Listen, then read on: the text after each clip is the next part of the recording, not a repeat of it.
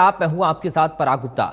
सरकार ने टेलीग्राम पर अस्थायी तौर पर रोक लगा दी है। नीट री एग्जाम के चलते ये फैसला लिया गया है।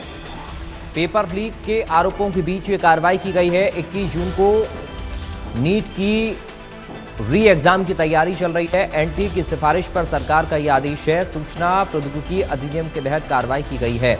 मैसेज एडिट फीचर पर भी रोक का आदेश है। केंद्र सरकार ने 22 जून तक सेवाएं बंद करने के निर्देश दिए हैं। मैसेज एडिट फीचर भी 30 जून तक बंद कर दिया गया। ये बड़ी और अहम जानकारी इस वक्त आपको बता रहे हैं। मैसेज एडिट फीचर पर भी रोक के आदेश दे दिए गए हैं।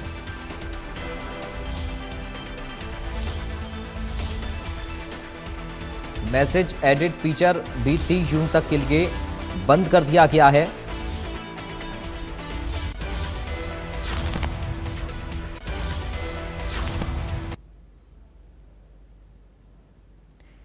सरकार ने टेलीग्राम पर अस्थायी रोक लगाई है। ये बड़ी खबर इस वक्त आपको बता रहे हैं। बड़ी जानकारी सामने आ रही है। नीट री एग्जाम के चलते ये फैसला लिया गया है।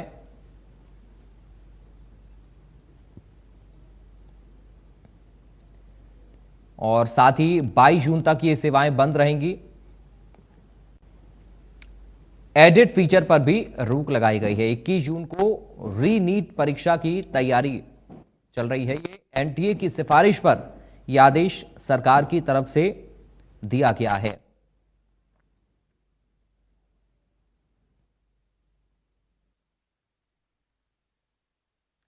टेलीग्राम पर अस्थायी रोक है। री नीट परीक्षा को लेकर यह फैसला। पेपर लीक के आरोपों के बाद यह कार्रवाई की गई है। 21 जून को नीट का री एग्जाम तय किया गया है। एनटीए की सिफारिश पर यह आदेश सरकार ने दिया है। आईटी एक्ट 2000 की धारा 69A के तहत यह आदेश दिया गया है। टेलीग्राम एक्सेस पर अस्थायी तौर पर प्रतिबंध लगाया गया है। मैसेज एडिट फीचर पर भी रोक लगा दी गई है। साइबर स्कैम और अवैध गतिविधियों पर सख्ती रहेगी। री नीट परीक्षा को लेकर सरकार का यह फैसला। बड़ी जानकारी इस वक्त आपको दे रहे हैं। 21 जून को नीट का री एग्जाम होगा। एनटीए की सिफारिश पर यह कदम अब उठाया गया है। तो ये बड़ी खबर इस वक्त आपको दे रहे हैं। बड़ी जानकारी मिल रही है। टेलीग्राम एक्सेस पर अस्थायी प्रतिबंध लगाया गया है। मैसेज एडिट फीचर पर भी रोक लगा दी गई है। ग्राफिक्स के जरिए इस पूरी खबर को आप समझिए। साइबर स्कैम और अवैध गतिविधियों पर सख्ती की गई है। तो टेलीग्राम पर अस्थायी तौर पर रोक लगाई गई है। नीट के री एग्जाम को लेकर यह कवायद की गई है। एनटीए की सिफारिश पर यह आदेश जारी हुआ है।